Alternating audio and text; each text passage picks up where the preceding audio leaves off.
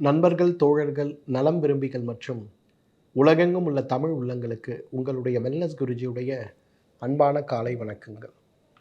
ஜனம் தமிழ் நேயர்களுக்கு என்னுடைய நலமான வணக்கங்கள். இதயம் இன்றைக்கு உடலில் ரொம்ப முக்கியமான உறுப்புகளில் ஒன்றாக இருக்கிறத பார்க்குறோம். 3 மாதம் வயிற்றில் நாம் கருவாக உருவாகும் போது முதல் பரிசோதனை செய்யப்படுவதே இதய துடிப்பு சீராக இருக்கிறதா குழந்தைக்கு அப்படிங்கிறது தான். இதய துடிப்பில் மாற்றங்கள் இருந்தால் மருத்துவ ரீதியாகவே கருச்சிதைவு செய்ய வேண்டும்ங்கிறத பரிந்துரைக்கப்படுவதையும் நம்ம பார்க்கணும். நாம் உருவாகின்ற முதல் உறுப்புகளில் ஒன்றாக இதயம் இருக்கிறத பார்க்கணும். அந்த இதயத்தை பேணி காப்பதற்கு, இதயத்துடைய செயல்பாடுகளை சீராக வைத்துக் கொள்வதற்கு, இதய ஆரோக்கியத்தை மேம்படுத்தி கொள்வதற்கு எவ்வளவு முயற்சிகள் நாம் எடுக்கிறோமோ அவ்வளவு நாள் நம்முடைய ஆயுள், நம்முடைய ஆரோக்கியம் இருப்பதை நாம் பார்க்க முடியும். இன்றைக்கி என்னதான் இதய நோய்கள் அப்படிங்கிற ஒரு நோய்கள் நம்மை தாக்குவது மிக அதிகமாக இருந்தாலும், இதயத்துடைய செயல்பாடு சீரற்று இருந்தாலே நிறைய நோய்களுடைய இருப்பிடமாக நம் உடலே மாறிப்போய் விடுவதை பார்க்கிறோம். இதயத்தை பலப்படுத்த இந்த மருந்து அந்த உணவுன்னு 1000 சிரமங்கள் இருந்தாலும் கூட, இதய நோய் அப்படின்னு வரக்கூடியதை தடுக்க, இதயத்தை பலப்படுத்த நாம் அனைவருமே தினசரி சாப்பிட வேண்டிய ஒரு உணவு எதுனா மாதுளை பழம்தான். மாதுளையை விட சிறப்பாக இதயத்தை பலப்படுத்தக்கூடிய ஏதேனும் ஒரு உணவு இருக்கா அப்படின்ற ஒரு கேள்விக்குறி தான்.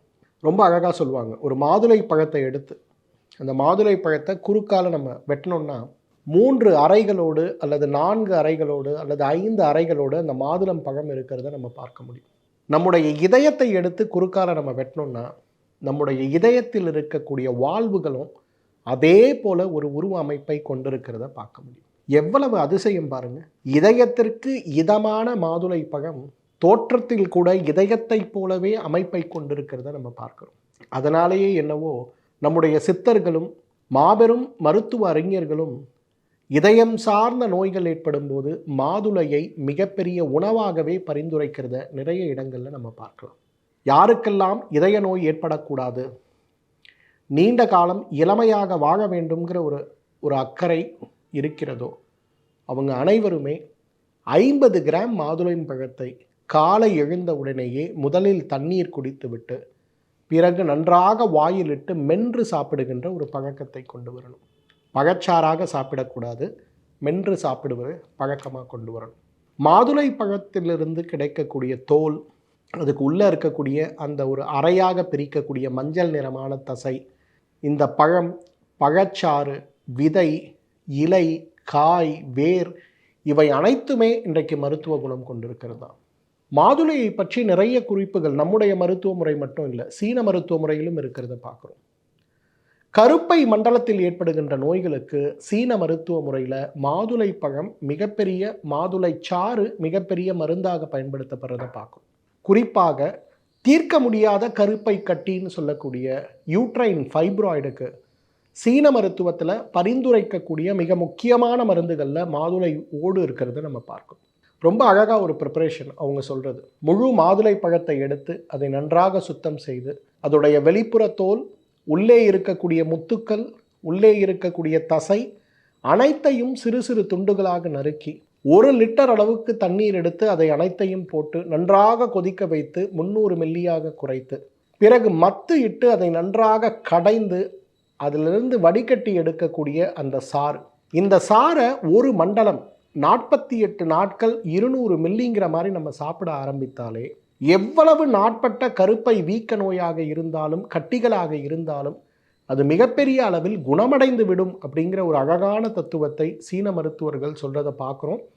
இதை சீனாவில் மிக முக்கியமான மருத்துவ சிகிச்சையாகவே இதை நிறைய பேருக்கு அதை கொடுத்து அதோடைய கிளினிக்கல் டாக்குமெண்டேஷன் சொல்லக்கூடிய ட்ரெடிஷ்னல் சைனீஸ் மெடிசன் கேட்டகரியில் நம்ம கூகுளில் போய் சர்ச் பண்ணி பார்த்தா கூட மாதுளை பழத்தில் இருந்து சீன மருத்துவத்தில் கொடுக்கக்கூடிய இந்த கஷாயம் எவ்வளவு பேருக்கு கருப்பை கட்டிகளை, கருப்பை வீக்கத்தை குறைக்க உதவி செய்திருக்கிறது அப்படிங்கிற குறிப்புகள் இருக்கிறத நம்ம பார்க்க முடியும்.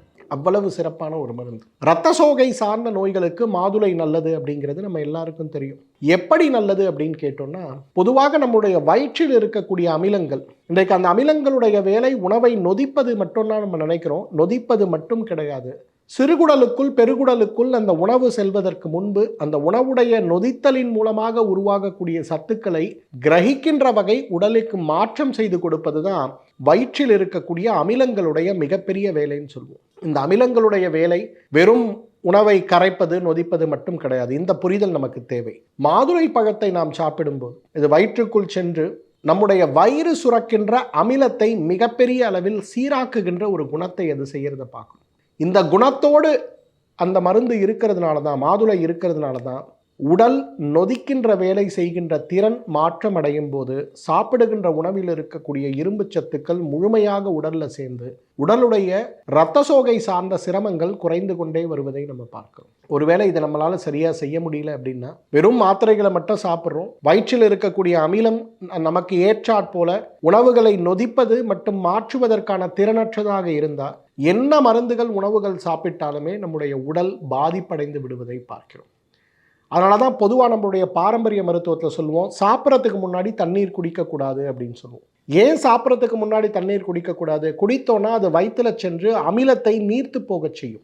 அமிலங்கள் நீர்த்து போகும்போது சாப்பிடுகின்ற உணவு நொதிக்கப்படாது. நொதிக்கப்படாத உணவாக இருக்கும்போது உணவில் இருக்க சத்துக்கள் உடம்புல சேராது.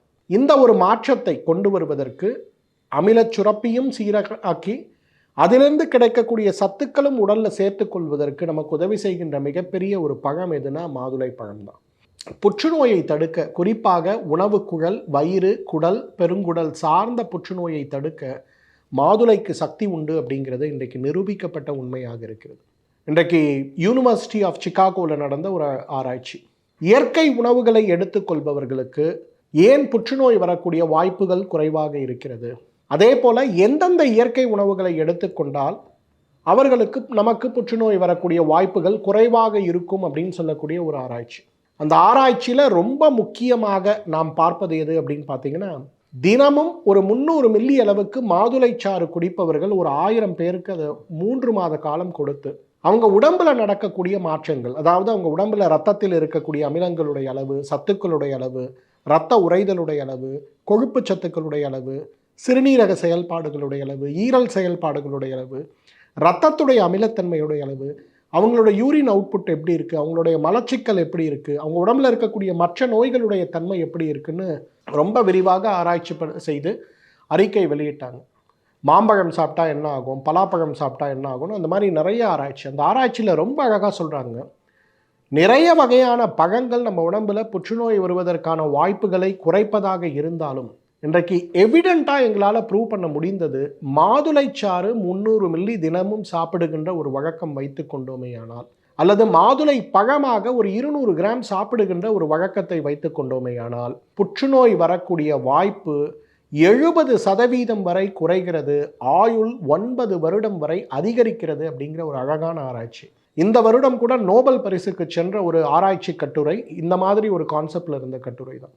எனவே நேயர்களே, இன்றைக்கு மாதுளை பழம்ங்கிறது ரொம்ப சாதாரண பழம். நம்மில் நிறைய பேருக்கு அதோடைய சுவை பிடிப்பது கிடையாது. ஏன்னா மாதுளை பழம் துவர்ப்பு சுவை இருக்கக்கூடியது. அதில் இருக்க விதையை கடிச்சு சாப்பிடணும்னா கூட நம்ம நிறைய பேருக்கு பிரச்சனை. ஆனால் விதையோடு காலை வெறும் வயிற்றில் 100 கிராம் மாதுளை பழம் சாப்பிடுகின்ற ஒரே ஒரு வழக்கத்தை மட்டும் நம்ம வச்சுக்கிட்டோம்னா நம்மாலும் ஆயுள் முழுவதும் ஆரோக்கியமாக வாழ்ந்திட முடியும். மீண்டும் மற்றொரு ஆரோக்கிய குறிப்போடு உங்களை சந்திக்கிறேன். அதுவரை உங்களிடமிருந்து விடைபெறுவது உங்களுடைய வெல்னஸ் குருஜி. நன்றி, வணக்கம்.